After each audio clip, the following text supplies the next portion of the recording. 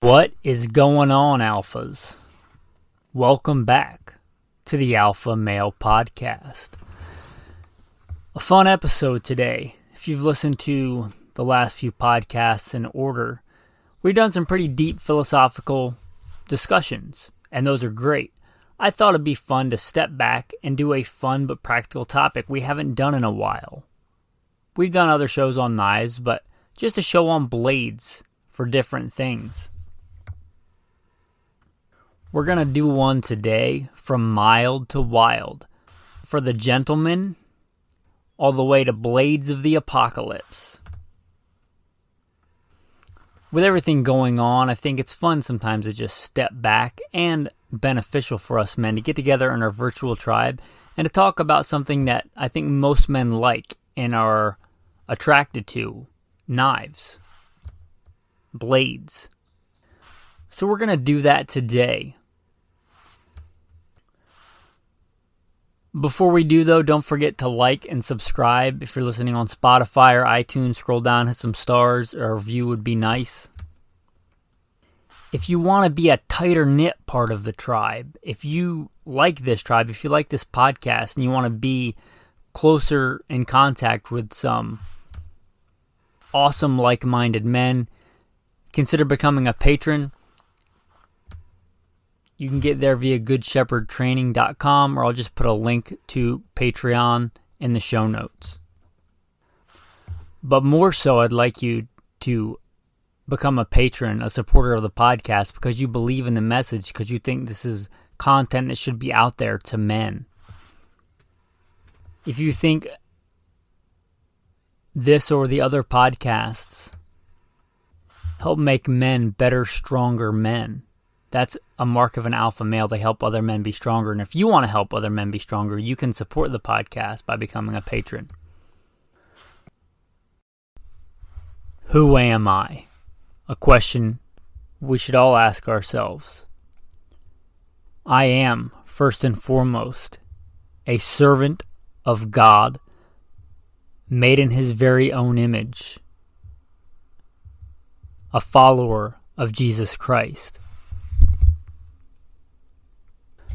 A simple man called by God to the Great Commission to share the good news of Jesus Christ.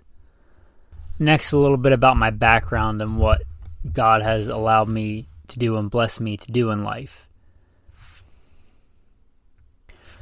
Grew up what most would consider very poor in the backwoods of the southeastern and mid-Atlantic United States, hunting and fishing.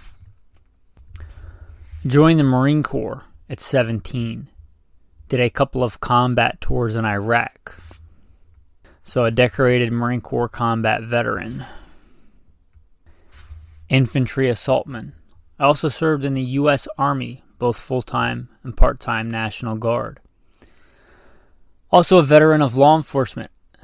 I served with LAPD. I was a sworn peace officer, a cop for LAPD. I worked regular patrol assignments and more specialized assignments. Also had some other law enforcement roles. I am an FBI certified firearms instructor and been certified by another 3-letter government agency in a lot of firearms and training things. I've also been a private contractor, worked in the private sector pertaining to tactics and gunfighting and protecting America from enemies foreign and domestic. I served as the commander of a tactical team to stop active shooters in a large metropolitan area. That was our primary mission, to stop active shooters, which sadly are a thing in America today. I've also been blessed to do quite a bit of competition shooting. Started my first formal competitions even before joining the Marine Corps at 17. I had won more shooting competitions than I can remember. I have competed in all manner of disciplines in shooting. I've been blessed to be a state rifle and pistol champion, West Coast regional champion. Like I said, been blessed to win more shooting competitions than I can remember. Mentioned hunting. I've hunted to put meat on the table. Starting when I was a child, I've also been a professional big game hunter and guide, hunting and slaying all manner of beast. And I don't apologize for that. Humbled to be the host of 3 podcasts: Simple Man Sermons, Alpha Male Podcast, and Gunfighter Life. Obviously, as things not mentioned, I've been blessed to do many other things. But, again, first and foremost, I'm a servant of God, a believer and follower of the Bible, the Word, Jesus Christ. And I don't apologize for that. With that, let's transition into today's topic.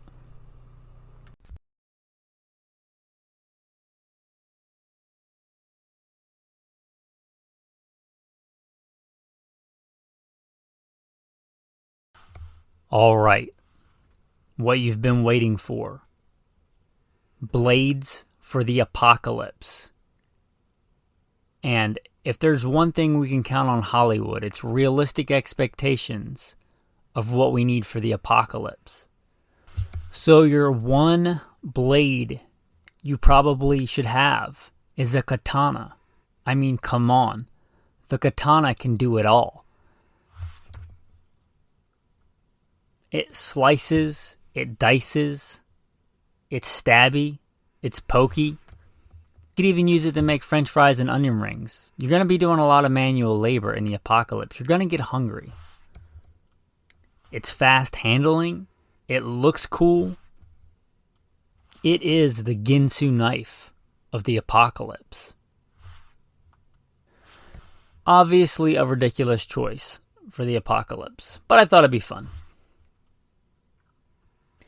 Now let's get into some actual practical blades to have in hard times and emergency situations. The number one utilitarian tool for that, I think, is going to be the multi-tool. Multi-tools are fantastic. They get used a lot. I don't EDC one all the time, but I have one in my baby bug out bag, which we've talked about before. That's usually within sprinting distance of me. I have at least one in there. I also have gotten to where I keep one pretty handy in the center console of my vehicle because it just gets used so much. It's so handy. And unless you're in true pristine wilderness, it would still be handy there, but in any kind of semi-urban, suburban environment, you're probably going to use a multi-tool, whether in regular times or, Mad Max times, more than anything else. It's not the best fighting implement, I'll grant you that, but it's certainly better than just your fists. But, a good pair of pliers comes in handy a lot. Maybe you're trying to make an aluminum can or a old metal soup can into a stove to cook dinner. We often gravitate towards the tactical stuff all the time, but practical stuff is probably more important. Hopefully in the apocalypse, even then, hopefully you're going to have to eat more than you have to get in hand-to-hand combat. A good multi-tool, a good file on a multi-tool, that comes in handy so much for me. A good pair of pliers, a good pair of wire cutters. The combination of having a good file and a good saw, like a wood saw, is fantastic. And they're hard to find, but if you can find one with a metal saw as well, good for a lot of things. I mean, being able to cut through even small metal is fantastic. Just think about the applications of that in regular times or in really hard times. Being able to cut through a lock, being able to cut out of a padlock, or being able to cut a pair of handcuffs or cut wire. A good multi-tool. And there are a lot of good ones. I really, really like the Gerber. I was issued a Gerber in Iraq in the Marine Corps, and I had that thing for I don't know how long. I don't have it anymore, but I had that thing for years and years and years, and it was always good and it always worked. Leatherman is obviously the quintessential kind of known for pioneering this, and they still make some of the best. The one that I have now in my baby bug out bag is a Leatherman Leap. I really like it. Also, a good small one for on a budget are the ones they sell at Cabela's and Bass Pro Shop, which I guess are the same thing now, but they have their own kind of small multi-tool. And they're fantastic. They're like, I don't know what they are now with inflation, but last time I bought one, they were like $5 or $6. And I still have one. My wife has one. It gets used a lot. They are very compact. I don't EDC one, but you could if you wanted to. The reason I don't EDC one day to day is the next category I'm going to talk about. And this is kind of like the European version of our multi-tool, I see it as. And that's a Swiss Army knife. I mean, Swiss is in the name, but obviously, as Americans, we use these a lot, and they come in all manner of sizes. I have one of these in my big bug out bag, one of the giant Victorinox with like literally magnifying glass and all kinds of stuff on it. And it's in a bug out bag for a reason. If things get really bad, having a lot of tools at my disposal gives me a lot more options. And what I EDC is, I think it's called the Victorinox Classic. It's the very small, just minimal little Swiss Army knife. And that's not my only EDC knife. That's like my secondary EDC blade. I have my big one, my fixed blade that I EDC. My everyday carry knife is a fixed blade, almost always, unless I go some crazy place where it's not legal. But I pretty much carry a fixed blade most of the time. But in my pocket, I have one of these Victorinox Classics attached to a mini Sharpie, which also gets used a lot. But it's just got a very simple small blade on it, which I use for opening packages, cutting tape, the common things that we use them for, pre-event, so I can keep my EDC blade, my actual fixed blade, sharp and ready. Because let's be honest, I like most of you out there probably are in the same category. I don't come home and sharpen my knife every day to make sure it's razor sharp for the next day. That's what that little Victorinox is for. I use it a lot. It cuts a lot of stuff. If it's fairly dull, I don't really care because I have another sharp knife on me. That's my go-to knife if I need something in an emergency. Cut somebody out of a burning car, who knows what. I'm not doing that with the Victorinox. That's, again, for the everyday tasks. That little one also has a pair of tweezers on it. Good for pulling cactus spurs out of yourself. Also has a little screwdriver head, which I've used quite a bit. It also has a small file on there. So a lot of utility, and they're very, very small. You might want to go a little bit larger, a little bit bigger. And not just those. There are some multi-bladed knives. You think of the old classic case and things. I remember my father carrying one of those in his pocket. Just a classic. It's got like a big blade and a smaller blade. They make a lot of iterations of that where you just get one big blade and then maybe a sheep's foot blade on the other side. Or you have a regular blade and a serrated or a saw blade. There's a lot of utility there. Now moving on from there, let's talk about some bigger blades. Now I joked in the beginning about a katana. I think that's a horrible choice. And like in my vehicle, which I consider it's my only vehicle. It's my bug out vehicle. I don't count my wife's car. It's my daily driver, my bug out vehicle, all that. In there I carry what most will call like a fireman's axe. Great thing to have if you need it for a lot of things. But for this, I'm really going to stick to like something you would actually carry on your person. The katana, obviously ridiculous. But a good choice, not a horrible choice, a machete. Machetes come in handy for a lot of things. A machete is a very utilitarian blade. I wouldn't want it as my only blade, but I would certainly want it over no blade. But like a big, I wouldn't even say big, like a medium-sized machete and one of the multi-tools we talked about earlier, that'd be a pretty good combo. Something a lot of people don't think about that are very utilitarian, a good improvised weapon. Good for a lot of tasks, harvesting a lot of food that you don't think about, are small shovels. This could be anything from a small gardening shovel that you've sharpened to the e-tool that the Marines have and use. I guess all the armed forces, but I really think the Marines pride themselves in being able to fight with an e-tool. That stands for entrenching tool, if you don't know, for making like fighting positions. It's basically a small foldable shovel. I got to admit, though, I think the Russians have it best on here. I have one of the, whatever they call it, Spetsnaz shovels. I think that's a simpler, better design. I think it's great. I believe it's a little bit lighter. Again, simpler. It doesn't fold or anything. It's just a small, handy shovel with a... And they're great for a lot of things. I've used it quite a bit. I use it for all kinds of tasks. I used it yesterday. I'm living off grid, if you guys don't know, and I used it to do some hydraulic engineering because there was a little pool around where I'm camping that there's a ton of mosquitoes around. So I used it to do some I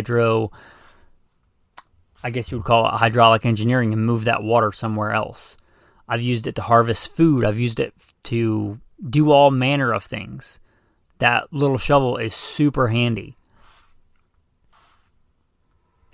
The other classic kind of survival apocalyptic thing you kind of think of as a hatchet. Now, I don't think you're going to carry a full-size axe around, maybe because that was the only thing you had no guns, you had nothing else. Maybe a full-size axe, maybe some kind of like bearded axe or something like that. But a small axe, hatchet, anywhere in that medium to small size range, they're great for a lot of things. You could build an entire house out of one. Plenty of, pioneers and stuff had basically their Hudson Bay or whatever style axe and built a house. I don't think that's a likely scenario, but that shows you the utility of it. They're good for lots of things. I do really like the ones with the pick on the other side, not so much for a weapon. It obviously could be used for that, but for digging. If you don't have, you're probably not carrying around a shovel and a hatchet and a knife and a gun and a bunch of other stuff. It's just too heavy. So if you're picking one bigger implement and it's going to be a hatchet, I like the back with that pick on there for digging, because you don't want to ruin your blade. You can dig with the front end of the axe or the hatchet, but it's a pain in the butt. And you make it dull. So if you have a pick on the other end for digging, for harvesting food that's in the ground, a lot of high calorie dense foods are tubers. If you're into foraging and stuff like that, which I am, a lot of the calorie dense foods are roots. And to get those, you have to dig. And going back to that multi-tool, if you do have a file on your multi-tool or Swiss Army knife, then you can actually keep that blade sharp. I guess this would fit into blades, but a decent small saw would be good. And the little, whatever they call them, ranger saws, but it's basically, they're made all manner of ways. They make even like the chainsaw blades with the handles. I would probably stick more towards the ones that are just a piece of wire that you hold in your hand and pull back and forth that can be used as a saw. And you can cut wood with, obviously, an axe, with a knife. You can baton stuff and all that other stuff. But a little tiny saw, whether on your Swiss Army knife or a hand pull saw with a cord, those are really handy for getting nice, clean lines, which are good if you're trying to make traps. Let's say you're building a fish spear or a fish trap or something like that. Good, clean lines are a lot easier than trying to smash it clean with a hatchet if you've ever done work like that. Next, we're going to talk about what you think of as at least what I think of as like your quintessential survival blade, man. Your fixed blade. Decent sized fixed blade knife. If it's good enough for Rambo, it's probably good enough for you. Now, that's kind of a running joke, like in the survival community. Like, Rambo does everything with a knife. It's everything. He takes on, like, the whatever army with a knife. But there is a reason that a knife, a good quality, decent-sized knives have been a standard in pretty much every culture. Whether it's Native American, whether it's the Scandinavian Vikings, or the Roman dagger. I can't think of any culture where their societies didn't value their own whatever version of this knife is. The Scandinavians call it a puko. The Romans called it a puglio. In English we just call it a knife. In the Marine Corps today, it's a K-bar. But that shows you the value and utility of a knife like this. They're great for a lot of things. A good, decent size. And when I say decent size, I don't mean it has to be giant like an actual Marine Corps K-bar, which is a great knife. But I think anywhere in a 3-inch to a 5-inch blade is probably my Goldilocks zone. I know a K-bar I think has a 7-inch blade, but I think a 3 to 5-inch blade, if you look at most primitive cultures and most cultures, a knife of that size, it's big enough for pretty much anything, and it's not so big as to be ridiculous. I was issued a K-bar. I carried a K-bar. My day-to-day, even EDC in Iraq, when I was a professional warfighter, I had a small 3-inch fixed blade knife that I kept on my kit, kept on my body armor. It's just a better, more balanced size. And even me, knowing almost nothing enlisting as a 17-year-old going into the Marine Corps, I settled on something like that. That good 3 to 5-inch range fixed blade, and there's a ton of them. There's so many good ones. There's whole knife forums and stuff, and they get in arguments about which one's better. But any good one, Gerber makes some really good, affordable 4 to 5-inch fixed blades. Buck has their classic, a ton of knives in this range. If you want to go American made. K-bar is kind of what Marines refer to as their issued K-bar, but K-bar is a knife company, and they make knives that are a little bit smaller than the Marine Corps issued K-bar in this range. Condor is kind of known for this. Cold Steel makes some really good ones. There's a bunch. Say for all-around utility, get what you like, but a good classic clip point or drop point blade has a lot of utility. Nothing wrong with a Tonto blade. I like those too. But if you're talking pure wide range of functions, from skinning a deer to using it as a last-ditch self-defense weapon, the clip point, drop point blades are great. SE is kind of known for their fixed blade survival knives. Ontario Rats. All of these are great. And I'm saying I don't care which one you pick.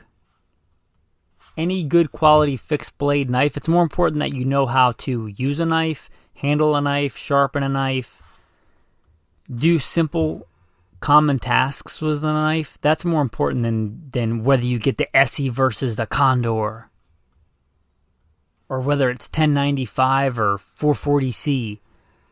The fact that you know how to use it and maintain it is more important. So pick one, a good, solid, fixed blade knife in the 3+ inches. I think 3 would really be my minimum. 4 to 5 inches, that 4-inch range, 5-inch range is really good. You can go bigger than that if you want, especially if it's going to be your one blade. You're going to Rambo it and just go into the apocalypse with your one knife. Oh, a great choice for this is the Glock knife. I can't believe I didn't mention that. The Glock knife, it's very affordable. It's like $30 or $40 and I'm living off grid, so I don't know what inflation is right now, but generally they're $20-something to $30-something. And they're affordable. They make a straight back version and a saw back version. If I was going to get one for all around, obviously get the saw blade on the back. Why wouldn't you? Now, it's not going to be a Husqvarna chainsaw, but it'll get the job done, I'm sure. Much better than trying to improvise something. I really do like the Glock knife.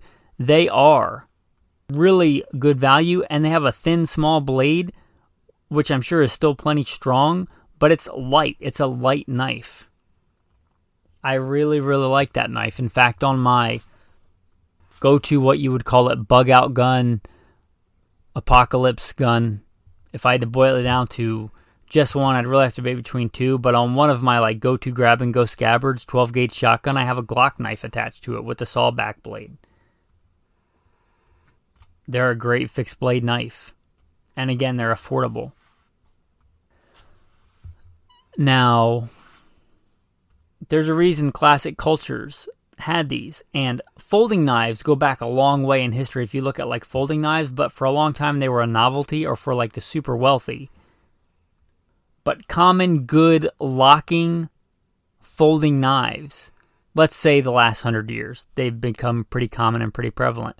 So, everything we talked about, the utility of a good fixed blade knife, if you want something that you're going to carry day to day, again, I carry a fixed blade knife, but most people are going to carry a folding knife. And again, I don't care which one you get. The Cold Steel Recon is a good one. My favorite that I always recommend for just about anybody getting into EDC, beginning, intermediate, whatever, the Buck 110 Slim is fantastic. My nephew just reached out to me, said his little brother wants to get into Boy Scouts and get a knife. He asked my recommendation. Without hesitation, I said, Buck 110. the Buck 110 is it. If you want the more classic one to hand down or something like that, more classic look, just a regular Buck 110. But the 110 Slim, it's just basic, affordable version, is very affordable, and they go all the way up to, a lot, 2 or 3 times more expensive depending on blade steels and finishes and whatnot. Just even the basic one, the Buck 110 Slim, is good, fantastic, great size. I used one to carry one when I was a professional hunter. It shows you how good it is and how utilitarian it is. And not the fancy one, just the basic one. And it did everything I needed it to. For years and years, my go-to EDC was a Gerber 06 Auto. Now, it's an auto knife. They're great. It's robust. It even locks. You can lock it open, so it basically becomes fixed blade at that point. But they are super robust. I would never worry about one of those folding or anything like that on my fingers. But the Gerber 06 Auto, as the name implies, is an auto. And as an auto, it's a felony in a lot of places. So that might disqualify it for a lot of you who live in those places, or a lot of you who travel to or through those places. So for that reason, it may not be for everybody. But the Buck 110 Slim is fantastic. They also make the 112. And I think there are some places where over a 3-inch blade, which is ridiculous, is against the law to carry. So they make the 112, which is a little bit smaller, but still a great utilitarian folding knife. No, I said in the beginning we'd talk about this. We've talked about thus far post-event. But what about pre-event? What about pre-crunch? Let's say that you are every day, day to day, you wear a business casual. And I have been in the corporate management world. I have done that job. I don't generally talk about that in the bio, but I've had a job where I had to wear suits, 3-piece suits. Now, I still carried a gun, even a full-size gun, but most people in that environment are going to be EDCing a pocket knife. What about the classy gentleman's knife, the classy EDC? So let's talk pre-event in that world. You work every day, day-to-day sales. Maybe you wear a polo and slacks. Maybe you have to wear a suit and a tie, which is miserable. I'm so glad to be out of that world. Especially the tie. What a horrible invention. But let's talk about knives for those people. Your crossover here. Again, your Buck 110 Slim. They come in a variety of colors. Just your classic black. You're the kind of guy that wears a suit day to day, or wears, business casual or a polo day to day, but you also go out and hunt and fish. That Buck 110 is the size and the shape and the blade configuration for that. I would have no problem wearing that in business casual in the black color. That blends in very well, or that whatever it is, micarta handle that looks really classy. And I would have no problem the next day going out into the woods with that and butchering a deer. It would do both. I think that Buck 110 Slim is the crossover, and it's very affordable. Another notable mention, if you're mostly doing utilitarian urban stuff and you're doing utility work, business casual, cutting up boxes, things like that, the Cold Steel Tough Light. They have a Tough Light and a Mini Tough Light. Both are great. Both are fantastic. Both really punch above their weight class as far as the amount of utility you get for the money and just the amount of work you can do with such a small knife. Neither one of those are big, but they do a lot of work, and they do a lot of things well, and they are just great at cutting. If you're making that big city money, buying your big city coffees, and you got money to spend, I would say a great and good looking knife and really stepping up in the blade steel and all that is going to be your Benchmade. Now, I only own one Benchmade, and I got it when I was in that world, that big city money world. And it is a good knife. I kind of use it for my ultralight EDC when I'm running and doing wind sprints and things like that. I went running with it yesterday out in the wilderness, and that is going to be the Benchmade Bailout. It's a small, thin, very good looking, sleek Tonto blade. So if you got mad at me for joking about the katana being ridiculous in the beginning, you can get your little baby mini tanto here. It's got a tanto blade for an urban environment, but it's not so big and ridiculous as that somebody would really, well, people get offended at everything, but most people would not get offended if you just pulled it out in a business environment to cut something in a board meeting. It's a great tool. It's great for day-to-day tasks. And I got it when I was in this world because it's about the smallest size that I would feel comfortable if I was going to use it in a defensive situation, as like I was fighting on the ground and couldn't get to my gun and I had to pull this out, I'd be fine. Like that knife would do everything I needed it to. And again, that's the Benchmade Bailout. I don't own one, but another couple of good choices for this. The Benchmade Bug Out is a good all-around knife. Again, I don't own one, but it's very similar to the Bailout, except it has the more traditional blade style. And then the Osborne is kind of a unique looking blade style. I don't own one. I can't endorse it firsthand, but it looks like it would be a good knife, and it's kind of classy looking, and it's been around a while, so it's probably a good knife. So those for Gentlemen carry. And then from that, we'll transition to the more classic. Now, I don't like these as much, but they're kind of your classic, and that is your case or case style. Case are the ones I think of when I think about this. Case or old timer. Just your traditional folding pocket knife without a clip to clip into your pocket, so nobody's going to see it if it's in your pocket. The big issue I have with them is they don't lock, and I've had those fold over on my finger before, and I've had to get stitches. Yet granted, my fault, but I would just assume a knife is going to lock back. But these are your classic, what you think of as your classic grandpa's pocket knife. And especially if you get like the antlered ones or the bone ones with the little thing you can engrave your name on or your initials on, they're just your classic quintessential kind of gentleman's knife. Check out the Sod Buster if you're looking for one like that. They're just a good day-to-day, classy carry knife. Maybe you're, a gentleman, but in a more rural country environment. Again, nobody's going to bat an eye at those kind of knives. Pretty much everybody have one.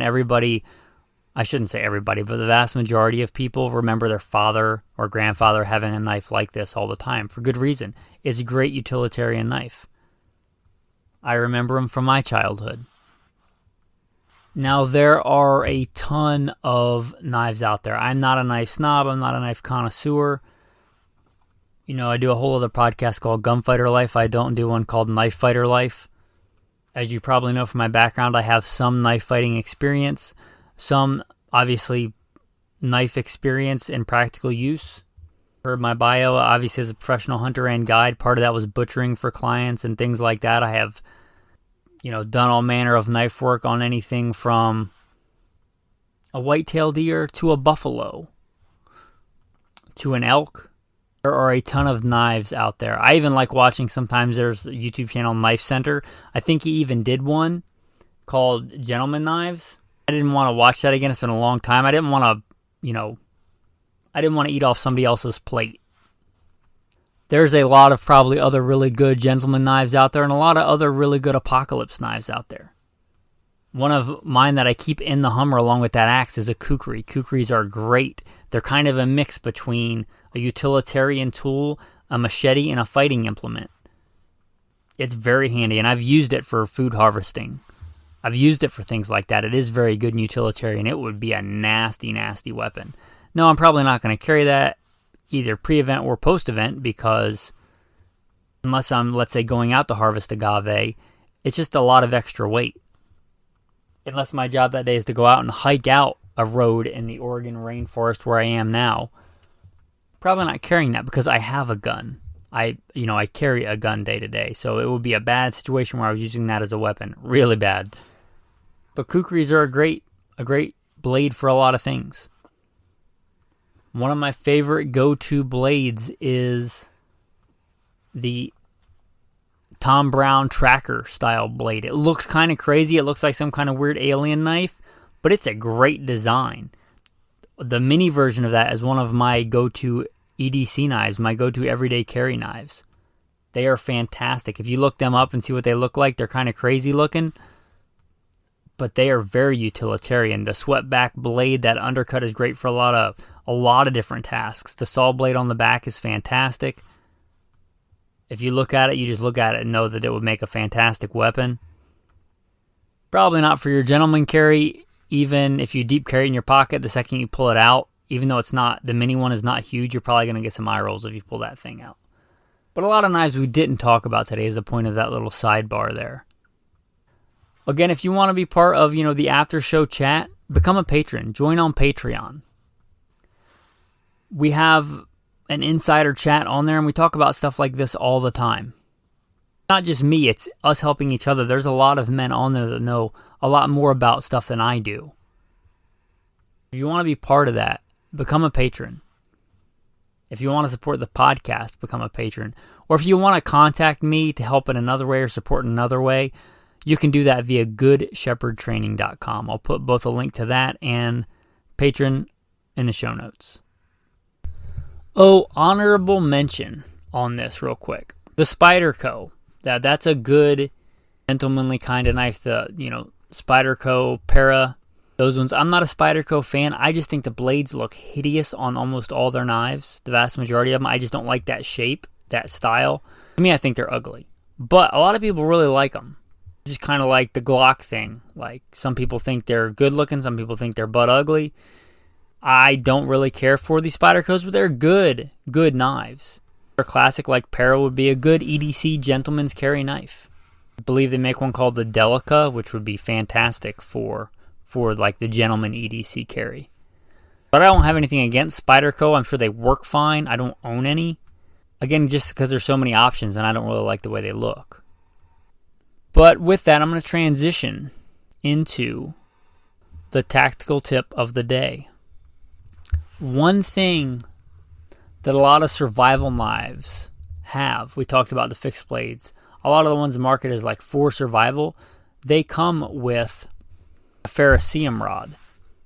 But a lot of knives don't. A ferrocerium rod is super handy, whether they get wet, whether you have to swim across a river, whether it's raining and everything's wet. And I said that I'm in a rainforest currently. You can get a spark. Getting a fire going is a whole nother problem when everything's wet, but you can at least get a spark with a ferrocerium rod. If you don't know, a ferrocerium rod, just referred to as a ferro rod, is some kind of metallurgy mixture that when hit with something hard creates a decent sized spark. But you don't have to have this to come with your knife. There are a couple of ways, and my go-to EDC knives have these attached. One of the easiest ways to attach these to a knife doesn't have one.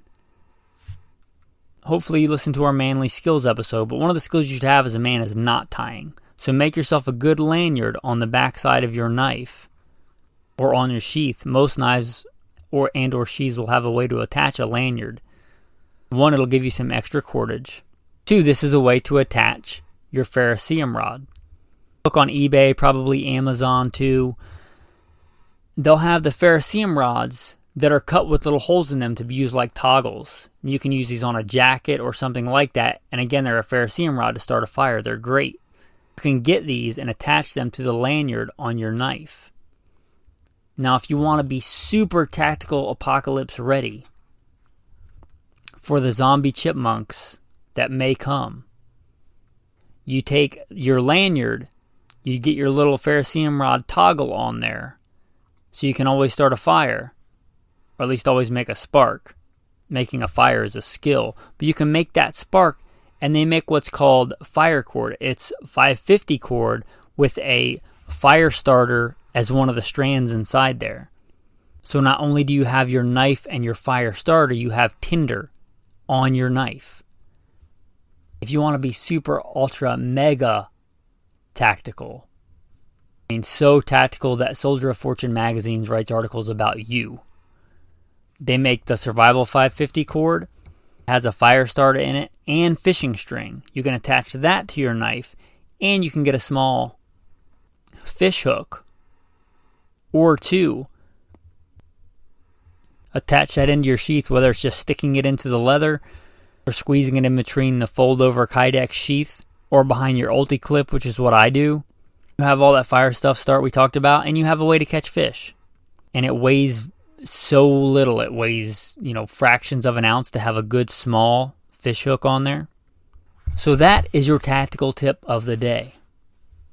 Side note, if you carry a little folder, don't want to do the toggle thing, make smaller ferrocerium rods that work not great, and you can usually slip those inside the folding part of the knife. Alright, with that, men, the important part of the episode, the tactical verse of the day. Because no matter how long you survive, one day will stand before the judgment seat. Today's reading is from Psalm 51. Have mercy upon me, O God, according to your loving kindness, according to the multitude of your tender mercies. Blot out my transgressions. Wash me thoroughly from my iniquity, and cleanse me from my sin. For I acknowledge my transgressions, and my sin is always before me. Against you, you only, have I sinned. In this crazy modern world, it's easy to lose sight of what's really important. What's most important is God. Don't lose sight of Him. Don't push Him aside from the center of your life for all the shiny things, the trinkets of Babylon. Love God with all your heart, with all your soul, with all your mind, and with all your strength, and love your neighbor as yourself. Thanks, men. Have a blessed day.